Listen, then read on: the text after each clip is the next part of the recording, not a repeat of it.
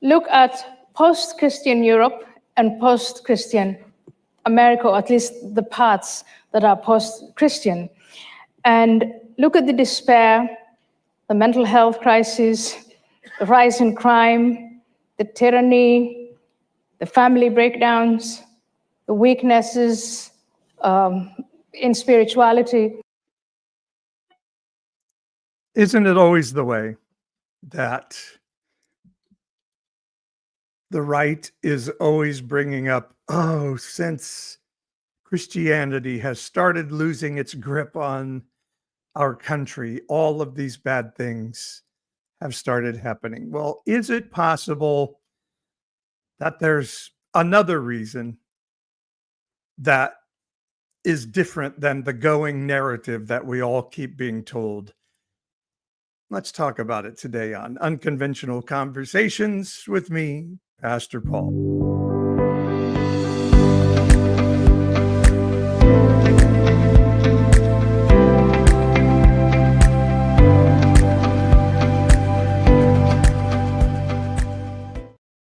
So I'm Unconventional Pastor Paul from the Evangelicalish podcast, and I want today to talk about something that is called on a regular basis the crisis of meaning.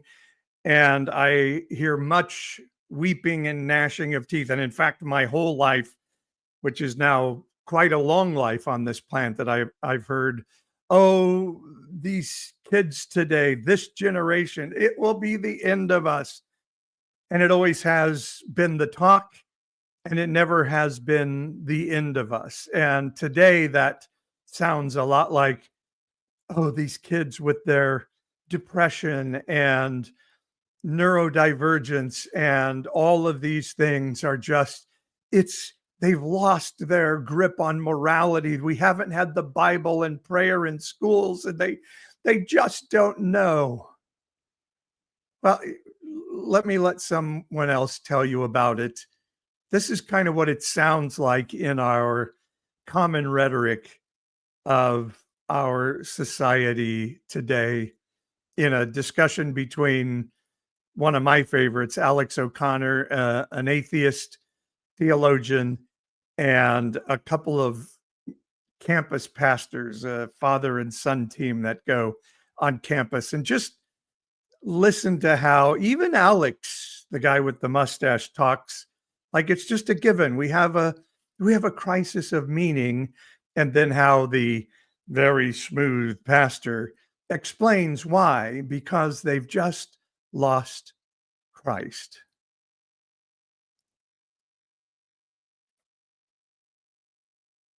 Oops, sorry. Let me try that again.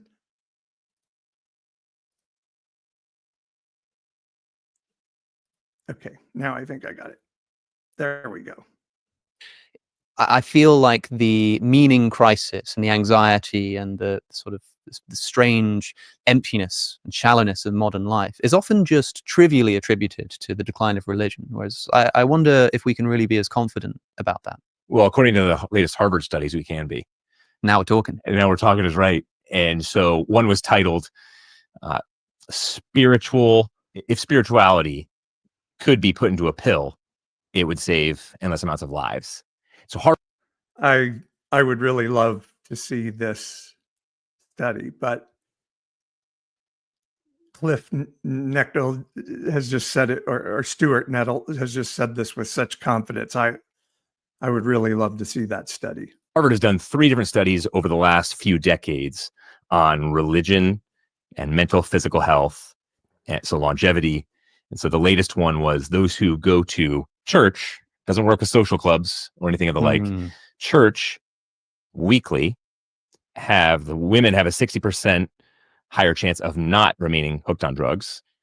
Emotional well-being skyrockets, longevity skyrockets, and those who bring their kids to church on a regular basis, those kids in their 20s have a much, much higher percentage of well-being, happiness, and flourishing. And the studies are longer than that. Like obviously altruism skyrockets for those who go to church and that sort of thing. So this is a very secular, slightly academic study that has shown this numerous times. So I think the meaning crisis, yes, it has a lot to do with church. I think you probably know Andrew Delbanco, who wrote The American Dream. He was a secularist, and he charted the history of the U.S. and showed how it wasn't too long ago when the nation really elevated God and church. And then it kind of shifted to patriotism and focusing on country and fighting for your country. So still something outside of yourself. But now secularism has poisoned our nation because it brings a high level of individualism. Yeah, note that word poisoned, of course. And a focus on the self rather than something higher. And by doing so, that's why there's a meaning crisis. So I may go back to these guys in just a second, but just, get what's happening here. It's, it's a given because people aren't going to church anymore. We have this crisis. And hi, Doug on the left. Good to see you. So again, I'm going to have to go read this study, but I think what never comes into the discussion is something I find interesting. If we were to meet someone in a cult, say, and I'm not saying all Christianity is a cult. I know sometimes that's a popular narrative, but I'm not going to give in to that simple of an answer. But if we were to talk to somebody in a cult and say, "Are you happy?" What do you think the answer would be? I think the answer would be yes. I think it's a very human thing when we're in a space for a while where a community is giving us purpose and value. And there's somebody in that community that is saying, "You're not responsible for answers anymore. We're going to give you the answers." There is a certain amount of comfort and joy and peace in that. I mean, aren't there days when you're like, why did I ever become an adult? Life was so much easier when I wasn't in charge of the safety and outcomes of the household. I mean, do you ever feel like, I don't want to adult today? I want to be a kid going to school and then coming home and playing with Legos, or playing a video game. There is a certain amount of comfort in not having autonomy over yourself. So to say, yeah, you're not going to do drugs, to some degree, when people tell you you're going to hell and we're going to ostracize you from our community if you do drugs, that are going to keep you from doing drugs for a period of time. But if there comes a point where you start to say, but wait a second, the answer you're giving me doesn't add up, then there's this choice point. And I always equate it to the red pill, blue pill moment in The Matrix, if you've ever seen the original Matrix movie. And is it Samuel L. Jackson? His character says, gosh, I'm sorry if I got that character wrong. I know there's even jokes out there of Lawrence. Gosh, now I'm totally. I'm an old man, like I said. Now I'm blipping on who the actors are, and I'm so sorry.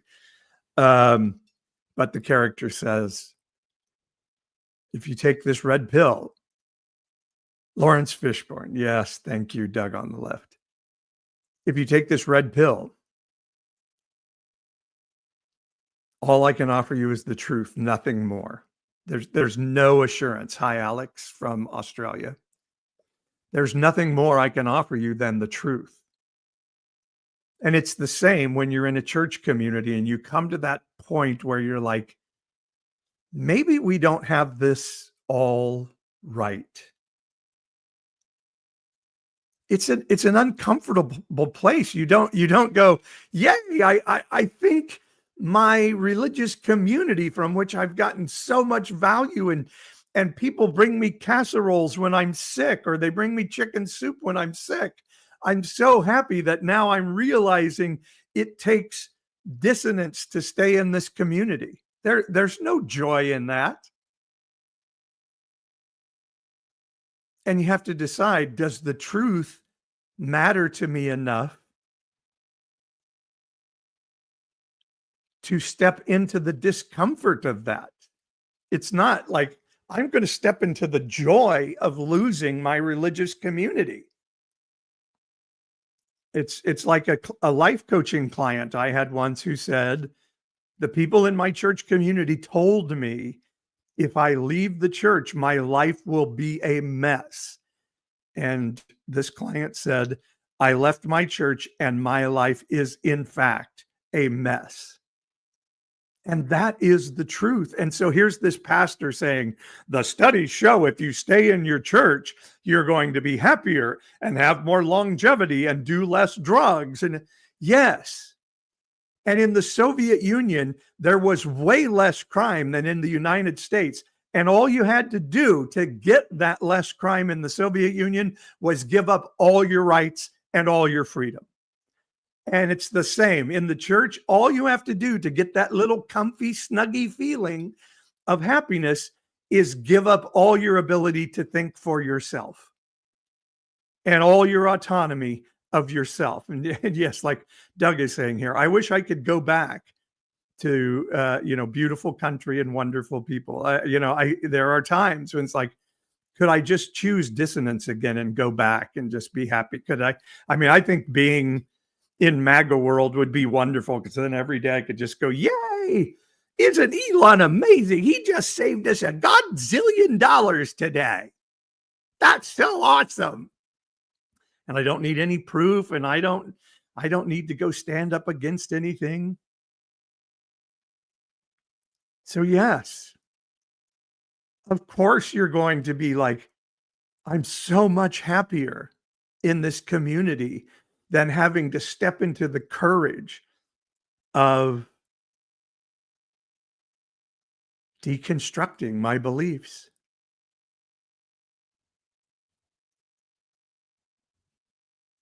But all I have to give up is all of my ability to think and be introspective and have autonomy over my own life, and not have shame thrown at me when I don't meet the community standards.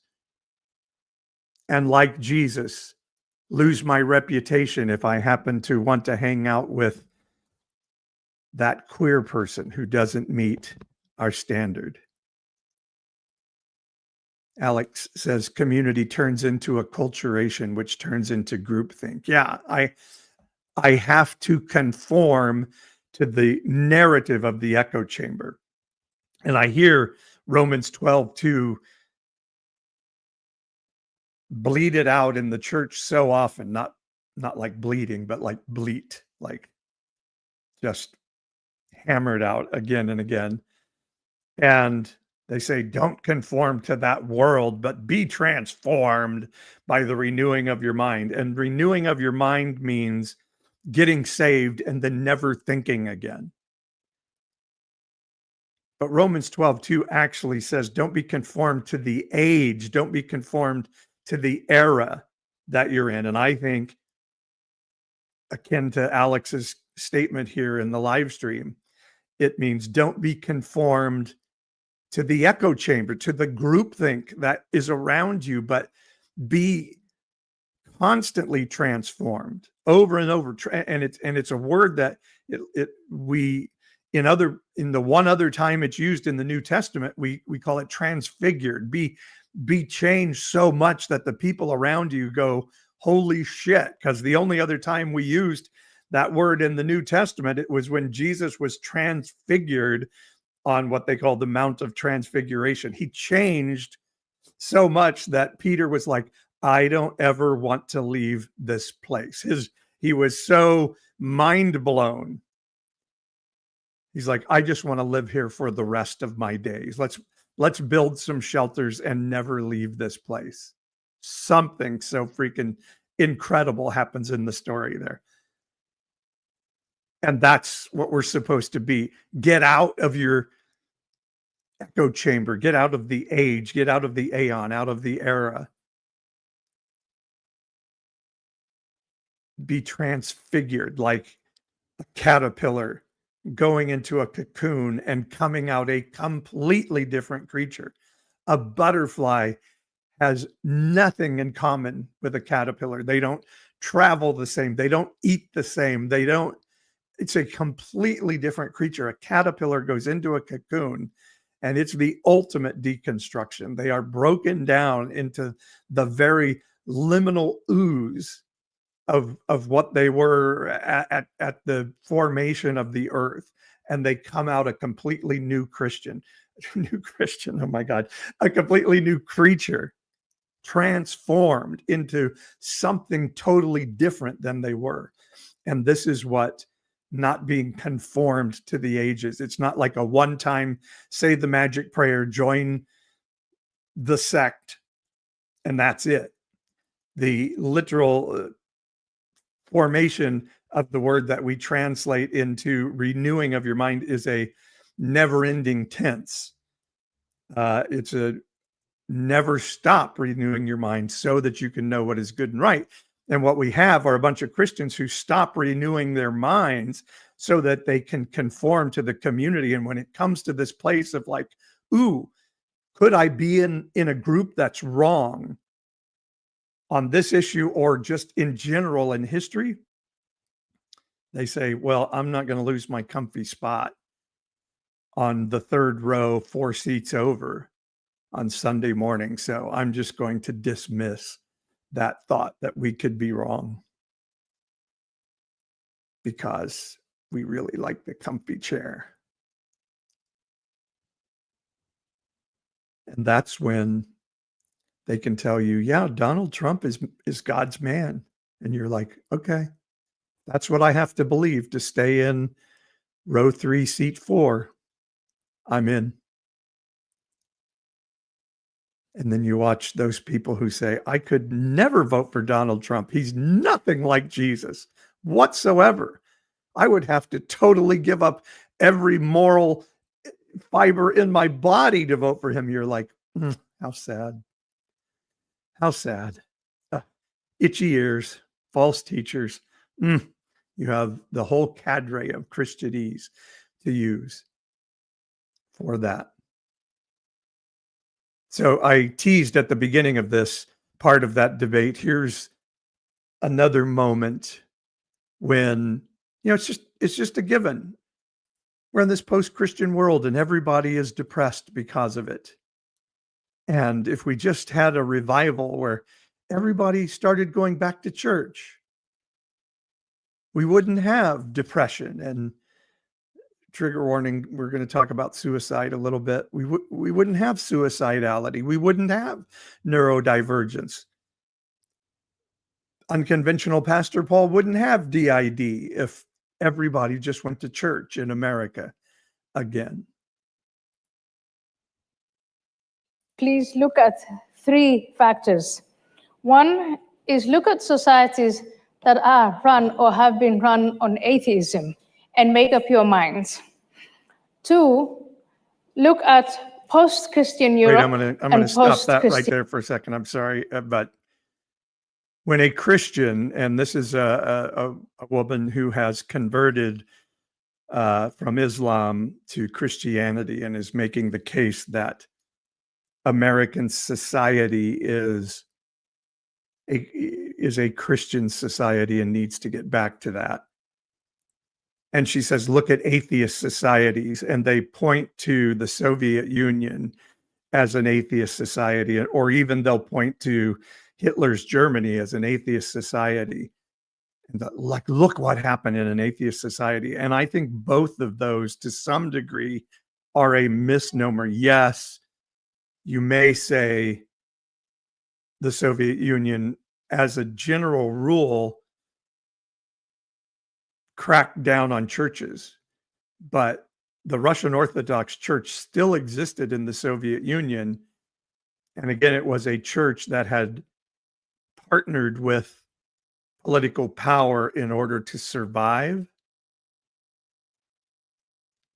And I think, I mean, I have studied World War II history extensively. I have always found it fascinating. And so I've spent, hours and hours and months and years of my life studying World War II history. And I don't think there's any real evidence that Mustache Man and his compatriots were atheist or occultist. They just were power hungry men. And at very least, they certainly knew that Christianity was their power base, just like Donald Trump does. I don't think Trump is a Christian in the slightest. He certainly displays not a single fruit of the Spirit.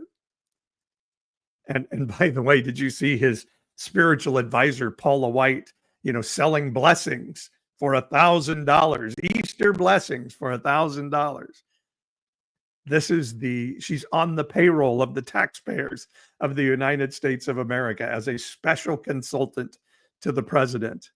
And she's selling $1,000 blessings.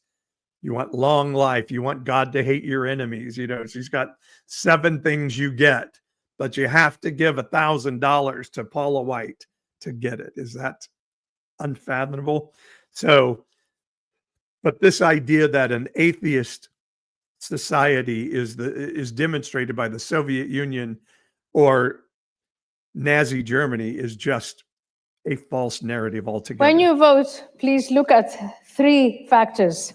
And she's asking, the audience is going to vote on who made the most convincing argument of 2 Christians and 2 atheists. 1 is look at societies that are run or have been run on atheism and make up your minds. 2, look at post-Christian Europe and post-Christian America, or at least the parts that are post-Christian, and look at the despair, the mental health crisis, the rise in crime, the tyranny, the family breakdowns, the weaknesses in spirituality. Remember 2024, the spring of 2024, when the temples of reason and rationality, the most celebrated universities in America, were filled up with our young people who couldn't tell the difference between right and wrong. Couldn't tell the difference between right and wrong. Is she talking about the protests on behalf of the Palestinians in Gaza? Like protesting a sense that a people group is being genocidally wiped off the face of the earth is not understanding right from wrong? Yikes. See, they just throw out these things, and because the right has been groomed to just say, yeah, that's true. Yep, we've been told that. They just throw it out, and people are like, yeah, that's a fact. And then finally, as you're making up your minds. And obviously, they're at a Christian school for this event, so they're clapping that statement. As you make up your minds, please do not forget that, yes, religions are important, but Christianity really is the operating system of this country and this civilization. And when it retreats and recedes, look at what happens, and look at when it comes back and the best parts of it, when we thrive and grow and innovate and build, and base your decision on that. Thank you. Okay, so this is what I really want to dig into.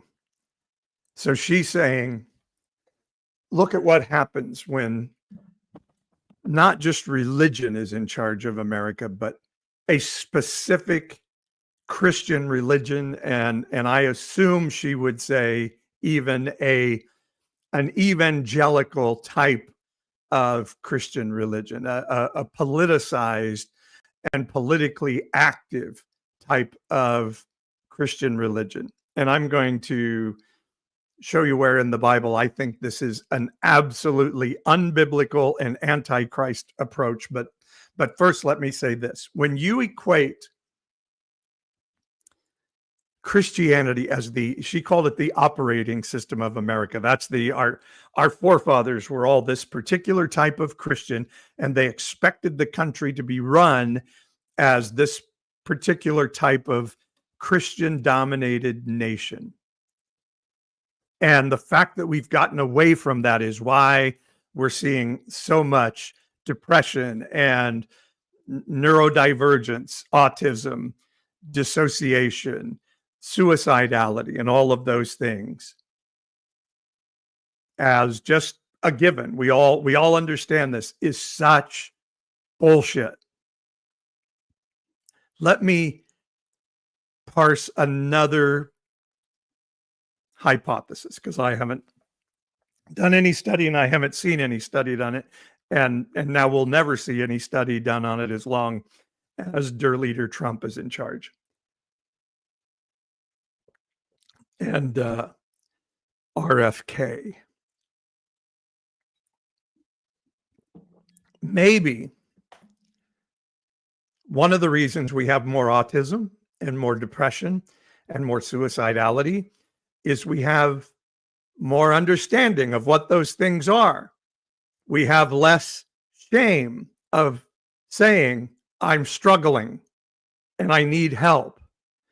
And I think that's a good thing. We are better able to get diagnoses with this. And yes, sometimes we may overdiagnose, but at least we're able to get some insurance companies to pay for care for these things. I think that's a good thing. And so it's like, now everybody has autism. Well, some of it is because if 20 years ago you said your child had autism, they would be like, well, get your kid out of here and let's go stick them in a special school somewhere and get them away from everybody else. And so what was a mom going to do when she started to suspect her kid had autism? She was going to try to cover that shit up in every way possible because she loved her kid and she didn't want her kid to be put in a cage somewhere by a shitty country that people are now trying to say, let's go back to that. Wasn't that great when we took every autistic kid and shoved them in a closet somewhere and acted like they didn't exist? Or trans or gay or any other type of kid that didn't fit the norm? We either told them stuff it and try not to end your own life, or go somewhere else where we didn't have to be uncomfortable with your difference. Maybe it's because empathy came in. And empathy, I don't care what any fucking preacher or Elon Musk says, is not a sin. That is the dumbest thing. You can't point to a single thing in the Bible that tells me empathy is a sin. Comfort and seeking comfort is a sin, I think. Seeking wealth, seeking exorbitant wealth, seeking proximity to power, those are sins. I saw Doug McClellan do a great video the other day. Usury is a sin all over the Bible and has been considered a sin in the church well into the late 19th century. But somehow the church has decided, yeah, well, we know what the Bible says, but God loves capitalism. So, and this is a great one from Doug in our chat here. Remember when left-handers were considered to be mentally ill? And that's a fact. If you were left-handed, it used to be considered a weakness or a disorder that needed to be fixed. God, that's so good, Doug. I've forgotten about that. That's a great one to pull out in this time. And it wasn't that long ago. It was back when America was great again, back in the 50s. And here's the other thing. Maybe there's a lot of depression and neurodivergence and suicidality in our world today. And I started to say in our young people, but the truth is it's up and down the generational spectrum. But maybe even more so in our young people. Dawn in our chat says she was told left-handers were demonic. Yeah. Well, everything that's not a part of the all-American societal norm is demonic, right? But I think there's a strong chance that instead of this bullshit we just saw from this pastor and this wonderful woman, is that so many of us are now saying, we were fucking lied to. This American dream wrapped up in this religious, we're all going to go to heaven and everybody else is going to go to hell and we'll get to be up in heaven saying, neener, neener, neener, told you so. Yeah, we didn't get to dance or listen to rock music or have long hair. We were ashamed all the time and treated like shit by our parents. But neener, neener, neener, now we're in heaven and you're burning for all of eternity. So there, F you, because our God is so loving. And we get to be in charge of the greatest country on earth in the history of the world. And it's capitalism. And if we work hard, even if you weren't mixed up in that, we were told that if you work hard and you do this and you go to college, life is going to be good. And you know what? It was a fucking lie.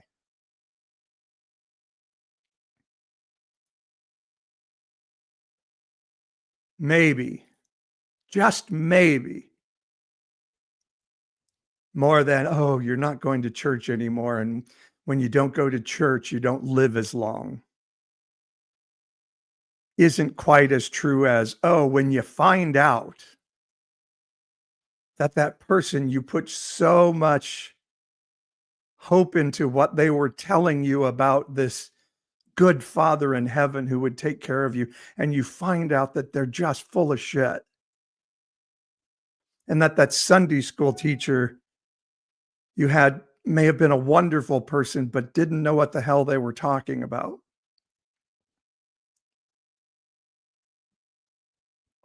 And that the God you were praying to as a child probably is just a figment of some Bedouin farmer's view of spirituality some 4,000 to 6,000 years ago. And he started writing it down on parchment or telling stories about it until he got around somebody who could write. And he used it as a way to say, yeah, we committed genocide against our neighboring people group, but we're going to blame it on God. Maybe, sorry, my dog is joining the podcast here. Maybe there are some people out there saying, WTF? What do I do now? Everything I built my foundation of hope on, religion, the American dream, is crumbling underneath my feet. And I'm pretty dismayed because still people like that pastor and that woman are telling me I'm not allowed to be angry about it. If I'm angry, I'm a whiner. I'm allowing men to turn my eyes from Jesus and all the other bullshit we're told when we say, your theology doesn't make sense. My story. Your theology has never made sense, but I thought we were the good guys, and now that I see politically, ideologically, spiritually, we're not the good guys. We're actually a supremacist sectarian community. Pretty racist at that. And I can't be here anymore.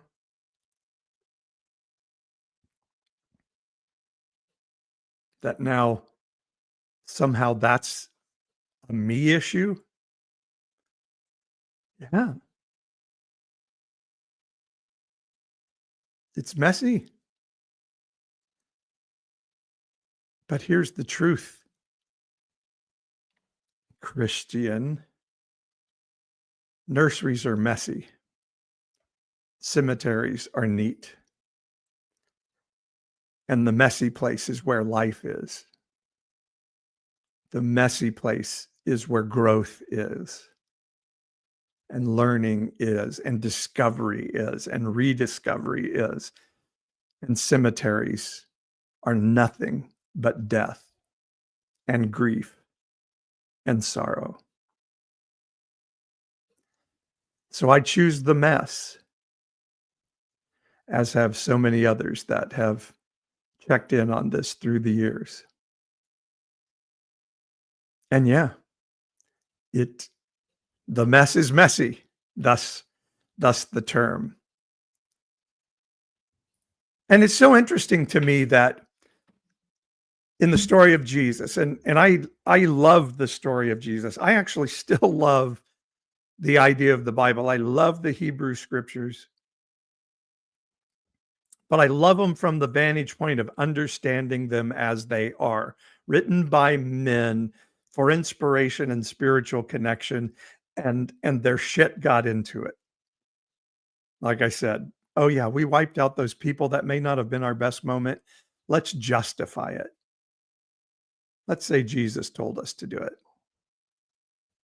I love the story of Jesus. And then I think, even if Jesus wasn't real, if it was just a story somebody told to try to build this spiritual community, I still love the inspiration of it. I think there probably was a Jesus.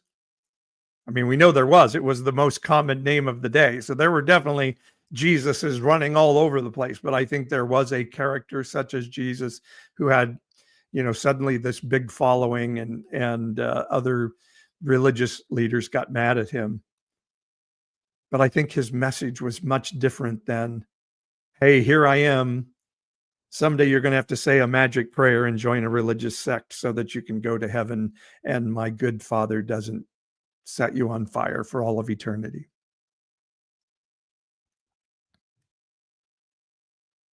And I think, what was being said there is much different than, hey, go take over the country and install your perceived interpretation of ancient text into civil law. I think the very basic of Jesus' story was, hey, you see those good people of culture over there? They're not good. And I think he would say the same today. You see the Paula Whites, you see the Franklin Grahams, you see you name it, the Donald Trumps, the right-winger leaders, the good people of society, and then the followers of those people who are the right-wing pastors, the baseball coaches, you name it. Who is the good people of society? He would say, they're not good. Don't feel like you have to maintain your image in front of those people. Be willing to lose your reputation in front of those people. Let me show you where I see that. This is Matthew 16. And it says, the Pharisees and Sadducees came. So From my understanding, from my study of Hebrew text from the what Christians call the Old Testament, Jesus probably was a Pharisee. He was in that Pharisaical line. He was a Jew, we know this for sure, and he was a teacher traveling around. We say he was a rabbi, and sometimes we even see rabbi listed in the New Testament, but there were no rabbis at the time. There was no rabbinical ministry because rabbis didn't come about until the temple was destroyed, which was in 70 AD, which was somewhere, or I guess, what do we call it? 70 CE, which was, some 60 years after Jesus had left the earth in whatever way he had. And so the Sadducees, on the other hand, were a group of religious leaders, and the Pharisees and the Sadducees were huge rivals, disagreed on everything, like the Baptists and the Methodists. And the Sadducees went away. When the temple went away, the Sadducees went away. And so, it's an interesting thing, but they came to test Jesus, it says, and to ask them to show him, asked him to show them a sign. And, he said, hey, you have the weather.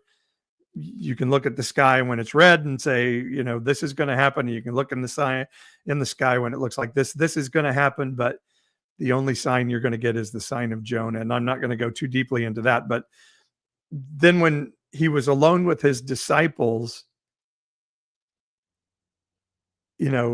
Jesus says in verse 6, watch out and beware the yeast or the leaven of the Pharisees and Sadducees. And they said to one another, this is because we didn't bring any bread. And Jesus was like, why are you bitching about bread?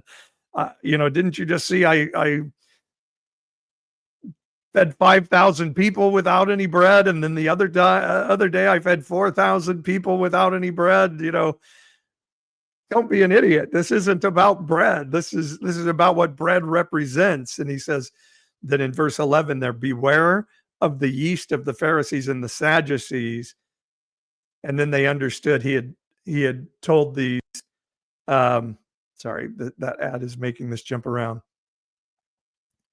That he was talking about the teaching. And if we were to look at this same story in the book of Luke, Jesus directly says, beware the leaven of the Pharisees, which is hypocrisy. So Christians want to tell us like Jesus was against this sin or that sin, or he talked about this or that, but the sin that he really talked about a lot was hypocrisy.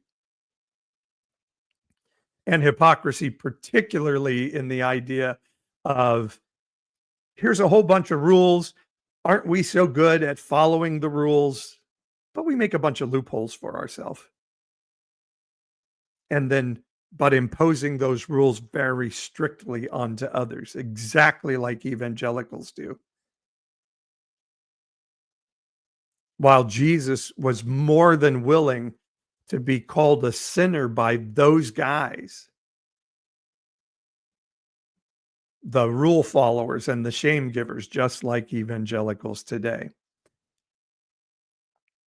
And so let me show how, one more way that I see, and I don't use Pharisee as a put down because, again, I think Jesus probably was a Pharisee. And my Jewish friends have said, hey, that really sucks that you use an important term of ours like that as a put down for others. So I don't do that. But in John chapter 11, where we see the story of Lazarus, and Jesus has raised Lazarus from the dead, and it's created a stir around Jerusalem and around Bethany and the town of Bethany. And it gets back to the leaders of the Pharisees and the Sadducees. And they get together to have a meeting. And you see in verse 47 there, if you're watching the live stream, so, what are we going to do? This guy is like performing miracles and people are coming around him. And this really interesting passage in John 11, verse 48. if we let him go on like this, and they're talking about Jesus, everyone will believe in him, and the Romans will come and destroy our holy place or our temple and our nation. See how tied together their religion and their national identity and their ability to run the nation. See, the Pharisees and the Sadducees believed a Messiah was coming who was going to overturn the Roman government and put the Jews back in charge of Israel. So they wanted not a suffering servant to come, but a conquering hero. The Church of God at the time, the good people, didn't want Barack Obama or Jimmy Carter. They wanted Donald Trump to be their Messiah, to show up. And you see it right here. We're going to lose our temple and lose our country. And those things are equally intermixed and important, because God's plan on earth cannot exist if Israel is not the economic and military power on earth. And Israel can only be the military and economic power on earth if we, our race, and our religion are in charge of it. It's the exact mindset of evangelicals today. We will lose our religion and lose our country unless we are able to put our white Euro particular brand of religion back in charge of the country. And so they use things like replacement theory and all those to say. And when you start to do that, your morals become malleable, just like it does here. Look at verse 49 then.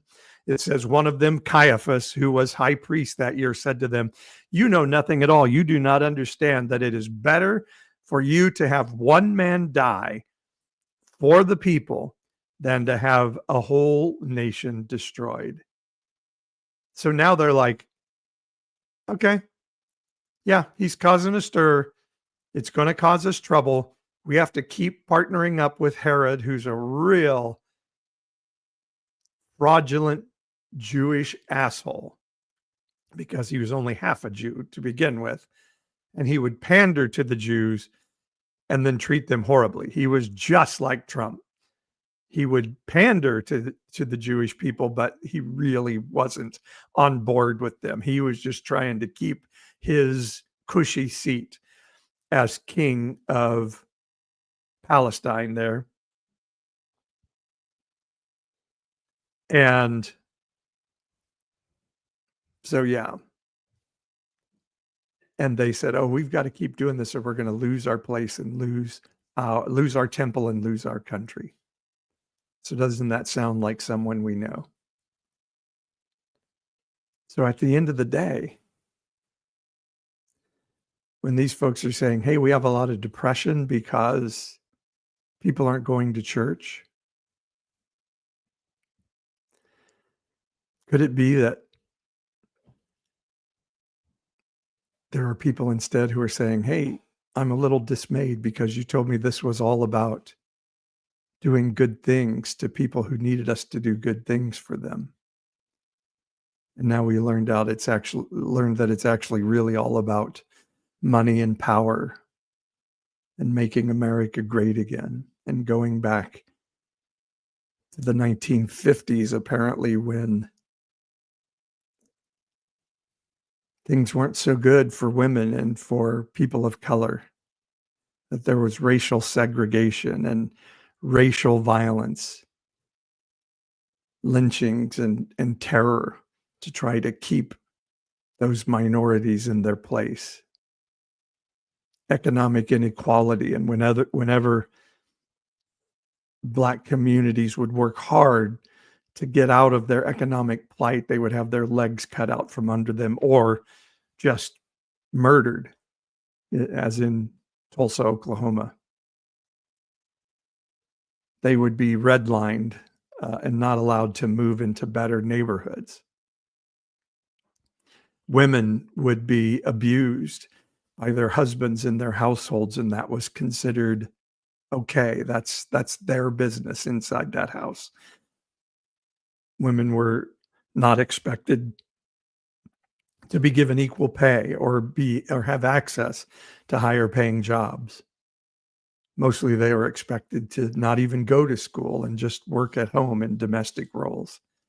An unmarried woman who ended up pregnant certainly couldn't end the pregnancy and were often expected to either move back with their parents or give up the child for adoption under force. So these weren't great days for everybody, only for a certain segment of the population. And to say we want to go back there to make America great again is not great. And so maybe as white pastor and Christian woman are saying that depression and sadness isn't caused by not going to church on Sunday. Maybe it's caused by a sense that we've been lied to. Alex in our chat here says, spot on, loving this talk. Churches are full of people with issues, with mental health, etc., trying to, quote, pray it all away, unquote, with hypocritical and then destructive consequences. It's absolutely right. And that's probably a good word to end on, Alex. Thank you for joining us from Australia. Doug and everyone else who joined in. Yeah, I just had an inspiration on that tonight and thought I would drop that. So if you're a Christian, a right-winger, and you're just like, oh, it's so terrible how this deconstruction and falling away are making our kids horrible and sad. Just think, could it not be that maybe generations, including Gen X, like me, are saying it was all a lie? And that's the struggle of the day, rather than you turned your back on God and therefore you're getting your just desserts. Are you even able to consider that possibility? You should try it because, like I like to say, thinking is not a sin. All right, everybody. Talk to you soon. Ashley and I, we may be off on Wednesday. I will keep you updated. We've got some things going on this week and we may be off, but we have some really cool guests coming up. Just have made some cool connections and we'll be telling about it soon. All right, Don, love you too. Doug, you're amazing. We love you. Doug, we are going to have to ask you about Kristi Noem's $50,000 watch while using prisoners as props and maybe violating the Geneva Convention. We'll have to find out about that. Alex, everyone else, thanks for being with us on Facebook, on Instagram, on YouTube, and everywhere else. Love you guys. Talk to you soon.